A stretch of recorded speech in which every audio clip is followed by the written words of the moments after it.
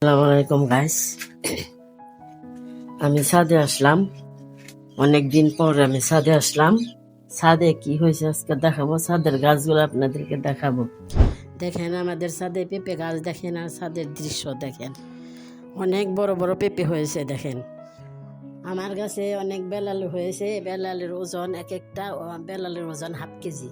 দেখেন গ্যালন থেকে কচু গাছ উঠে এখন আমি আবার নিচে লাগাই দেবো। কচু গাছ আমি গ্রাম থেকে এনেছিলাম, এখন আইনা বোতলে বুনছিলাম, এখন আমি নিচে নিয়ে লাগাই দেবো।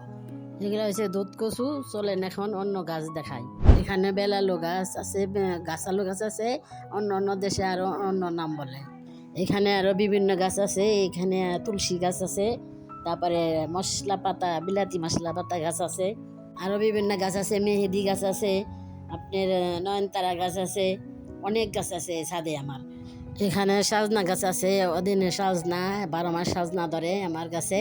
তারপরে আঙ্গুর গাছ আছে, মেহেদি গাছ আছে, আর আমড়া গাছ, কামরাঙ্গা গাছ, কদবেল গাছ, তারপরে জাতিবেল গাছ, আম গাছ, তারপরে আপনার করমচা গাছ আছে, ড্রাগন আছে, লিচু গাছ আছে, অনেক বিভিন্ন গাছ আছে। আমি ছাদে লাগাইছি এগুলা, আপনারা দেখেন।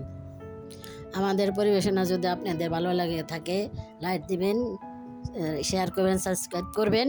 আপনারা বেশি বেশি করে দেখবেন আর অন্যকে দেখার সুযোগ করে দেবেন। আসসালামু আলাইকুম।